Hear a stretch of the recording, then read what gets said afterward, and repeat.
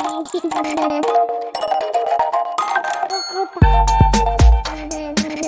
Everyone, इस video में बात कर लेते हैं यूपीएल की। यहाँ पर एक सर का कमेंट आ रहा था, उनकी यूपीएल में स्टॉक है, इनको एनालिसिस चाहिए थे और ऑलरेडी मैं काफ़ी लेट हो गया हूँ। इनके एनालिसिस ऑलमोस्ट 5 दिन पहले इन्होंने कहा था, बिकॉज बहुत कमेंट आते हैं sir, sorry for the delay. तो यहाँ पे इसके एनालिसिस देख लेते हैं। चैनल को लाइक एंड सब्सक्राइब करना मत भूलिएगा।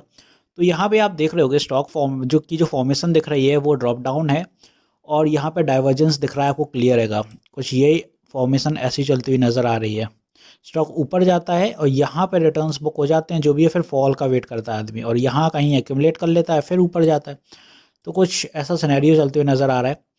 अब आपको देखना होगा कि स्टॉक कंसिस्टेंटली फॉल क्यों कर रहा है। यहाँ पे देखें, India's chemical industry growth in 2024 likely to be modest, ठीक ठाक ही रहने वाली है, कुछ एज एन बड़ा तीर नहीं मारने वाला है केमिकल सेक्टर, क्योंकि ऑलरेडी आप देखें चाइना से जो डिमांड थी वो बहुत ज़्यादा अभी भी हैगी और current data around chemical demand and pricing remain soft, demand still weak, क्योंकि चाइना भर भर के अभी पूर्ति कर रहा है। तो यहाँ पे और देखें दूसरी बात कि यूपीएल के जो नतीजे हैं वो कुछ समय से बिगड़े हुए हैं। यहाँ पे आप पाएंगे कि अर्निंग्स इनकी देखें तो काफ़ी डिफरेंस आ चुका है। अर्निंग में रिपोर्टेड इनकी है -2.54, एस्टीमेट इनके 5 बिलियन के अराउंड है। तो यहाँ पे दोनों ही डिफरेंट होंगे, अर्निंग्स और रेवेन्यू दोनों में डिफ्रेंसिएशन है। साथ ही साथ आप ये अभी के नहीं, हर क्वार्टर में देख लीजिए कहीं ना कहीं उथल पुथल मची हुई है, इसीलिए कंसिस्टेंटली स्टॉक फॉल कर रहा है। अब यहाँ पे आप देखें जैसे नतीजे हैं वैसे ही फॉल करता है। यहाँ देखेंगे ये ग्रीन है, ग्रीन में आप देखें तो स्टॉक ने तेजी करी है, फिर थोड़ा धीरे धीरे करके फॉल आया, बट तेजी हुई है।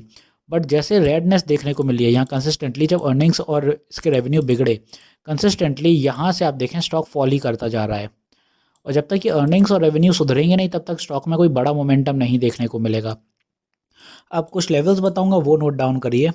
यहाँ पे आप देख रहे होगे स्टॉक में आज भी फॉल देखने को मिला है और स्टॉक आज भी ऑलमोस्ट 1-1.5% के अराउंड गिराएगा। यहाँ पे जो सेलिंग देखने को मिली है अपन को 596 के अराउंड देखने को मिली है, क्योंकि 600 का लेवल सस्टेन नहीं कर पाया स्टॉक।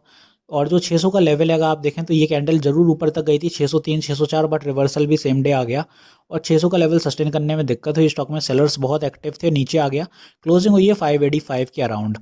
तो अभी यहाँ पे देखें साइडवेज ही चल रहा है स्टॉक। 5 दिन हो गए, स्टॉक में कोई बड़ा मोमेंटम आया नहीं, आया तो आज निफ्टी भी थोड़ा अंडर प्रेशर था, इस वजह से यूपीएल भी नीचे आ गया।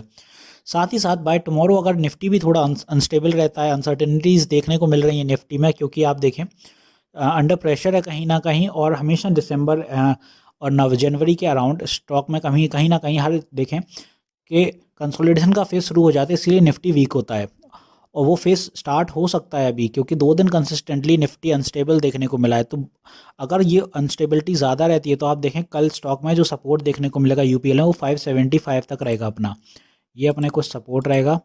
ये सपोर्ट भी अगर ब्रेक होता है तो स्टॉक यहाँ पे 570 और इसके आसपास यहाँ करीब देखने को मिल सकता है आपको बाय टुमारो। और अगर स्टॉक यहाँ से फॉल ही कर रहा है और ये 565 का लेवल ब्रेक हो जाता है तो फिर वीकनेस दिखाएगा स्टॉक, क्योंकि फिर स्टॉक में जो अभी एक फॉर्मेशन बन रही होगी, यहाँ से आप देखें ऐसा गया नीचे आया, फिर ये हायर हाई बनने की कोशिश हो रही थी, बट यहाँ से स्टॉक रिवर्सल हो गया। तो अगर ये कल नहीं बढ़त दिखा रहा है तो ये हायर हाई की जगह फिर ये ऐसा जा रहा है, लोअर लोज बन जाएगा, फिर ये ऐसे ऐसे, अभी ये ऐसे ऐसे चल रहा था। तो यहाँ होपफुली ये समझ आ गया होगा कि स्टॉक में क्या मोमेंटम रहने वाला है। बाकी अगर ऊपर की बात करें तो स्टॉक के लिए अब 600 बड़ा हर्डल है, 600 सस्टेन करेगा तभी कोई ऊपर के लेवल देखेंगे, बट दिख तो नहीं रहा है। जिस हिसाब से स्टॉक की वीकनेस ज़्यादा देखने को मिल रही है, सेलर्स एक्टिविटी ज़्यादा देखने को मिल रही है, तो स्टॉक में कोई मोमेंटम ऐसा ऊपर की तरफ तो देखने को नहीं मिल रहा है। और जब तक इस बार के नतीजे नहीं आते हैं तब तक आप देखें स्टॉक साइडवेज ही रहेगा और धीरे धीरे मोमेंटम ड्रॉप डाउन में ही देखने को मिलेगा। नतीजों की बात करें तो स्टॉक के 31 जन को नतीजे हैं, वही डिपेंड करता है कि स्टॉक कहाँ जाएगा फिर, क्योंकि सारी चीज़ें उसी पे डिपेंड होती हैं। अगर फाइनेंस अच्छा रहेगा स्टॉक का तो वो अच्छा पोटेंशियल दिखने को मिलता है, अदरवाइज साइडवेज ही रहता है स्टॉक। तो होपफुली यहाँ मैंने सारी चीज़ें क्लियर कर दी हैं यूपीएल में। मिलते हैं नेक्स्ट वीडियो में। This is me Shubham Yadav signing off.